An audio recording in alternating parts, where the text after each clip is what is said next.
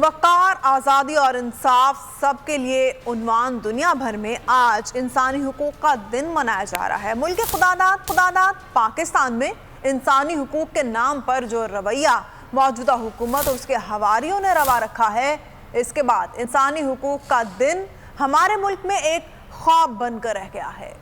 कोई हिंदू, कोई मुस्लिम, कोई ईसाई है, सब ने इंसान ना बनने की कसम खाई है। इंसानी हुकूक का आलमी दिन और पाकिस्तान के हालात। आईने पाकिस्तान में इंसानी हुकूक को अव्वलीन हैसियत हासिल है। कौमी असम्बली और सेनेट में इंसानी हुकूक के तहफ़्फ़ुज़ की कमेटियाँ भी मौजूद हैं। फिर भी पार्लियामेंट अपने ही अरकान को तहफ़्फ़ुज़ देने में नाकाम। सेनेटर आज़म सवाती से इंसानियत, सोच सलूक, शहबाज गिल पर तशद्दुद, एंकर अरशद शरीफ की मुल्क बदरी और फिर कत्ल मुल्क में इंसानी हुकूक के फुकदान की मिसाल है। बोल के एंकर पर्सन इमरान रियाज खान और जमील फारूकी की गिरफ्तारियां और तशद्दुद, समी इब्राहिम पर हमला, बोल न्यूज की नशरियात की बारहा बंदिश, सेंसरशिप और आज़ादी इजहार के हवाले से मौजूदा दौरे हुकूमत को बदतरीन कहा जा सकता है। मुल्क में खवातीन के हुकूक के तहफ़्फ़ुज़ की सूरत हाल भी अबतर है। मौलाना फजलुर रहमान जैसे कायदीन की हिमायत से बनी हुकूमत से खवातीन की बेहतरी की क्या तवक्को रखी जा सकती है? इस मुल्क में खवातीन किस तरह अपने आप को महफूज तसव्वुर कर सकती हैं और कहां नजर आ सकते हैं इंसानी हुकूक?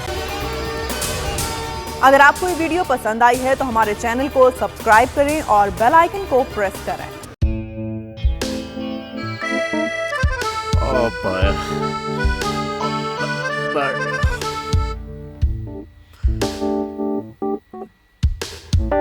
इंतशार से निकलने का वाहिद हल इंतखाबात हैं।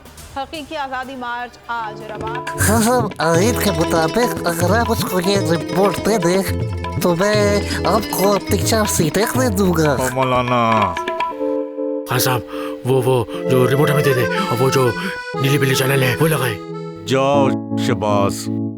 हम ऐसा टीवी देखते ही नहीं जिसका रिमोट हमारे हाथ में ना हो। और यहाँ पे कोई 2 नंबर ही नहीं चलेगी। और हम कोई गुलाम है जो आप रिमोट मांगे हम दे दें?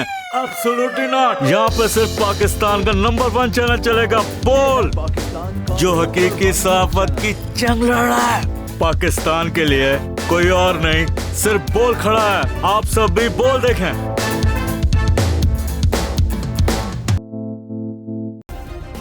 सब्सक्राइब करें और बेल दबाएं ताकि कोई खबर रह न जाए।